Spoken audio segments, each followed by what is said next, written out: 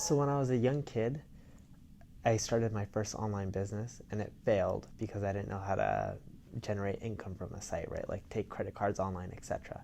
But when I started the site, I thought when you put a website on the internet, people naturally come.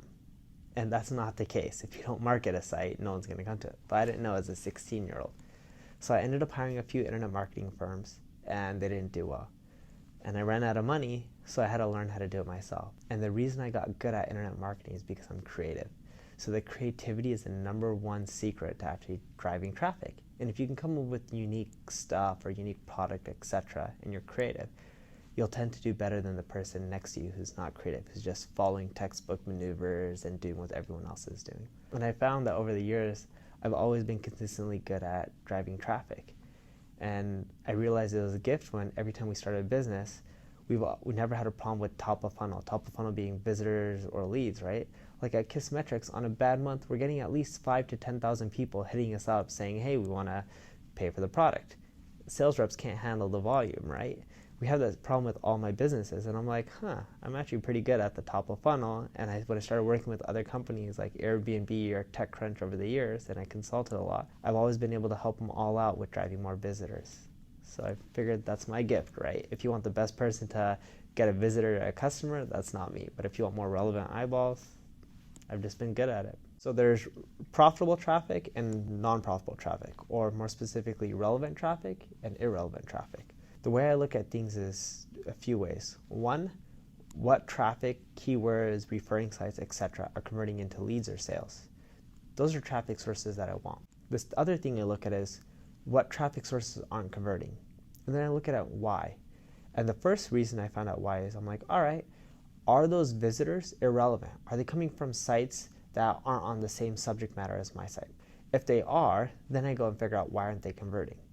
And the main answer is usually when I find out from surveying using like Qualaroo or SurveyMonkey is they're just not ready to convert. So what I end up doing is I try to offer them something for free, collect their email, and then educate them over a period of weeks, months, etc. And then I sell them.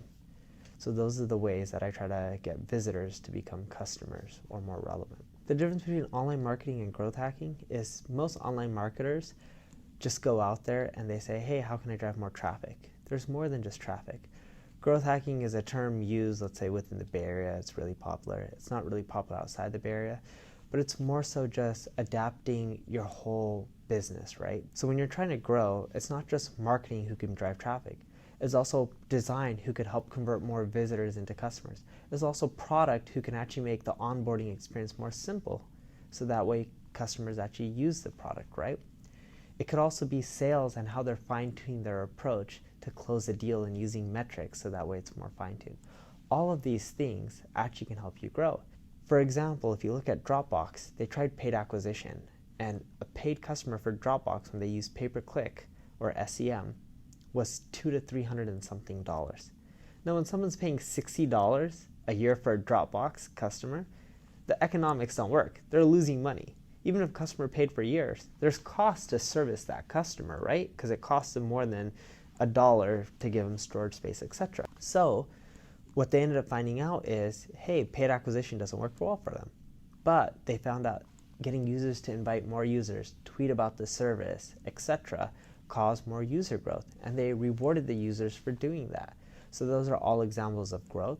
And it's just, in my opinion, it's creativity, right? It's what other creative ways that you can use within your company, doesn't matter what division, whether it's product, engineering, design, etc., that you can do to drive more traffic, more customers, and more sales. My philosophy on analytics tracking is don't try to do too much. Because a lot of people try to put all these analytical tools in, they try to track everything, and it's just overwhelming. When you're an established business, yes, you should try to do as much as possible and do all of that. When you're a startup, just stick with the basics. Google Analytics is free, right? Why are you trying to optimize lifetime value when you just started a month ago? You don't even have a paid customer. If you do, there's no way you can know your lifetime value because your customers haven't been around long enough. Just focus on signups, traffic, and then go from there. And over time, you can add more metrics and fine-tune more things. But at the beginning, don't complicate things. Just focus on your product and getting more users to the site.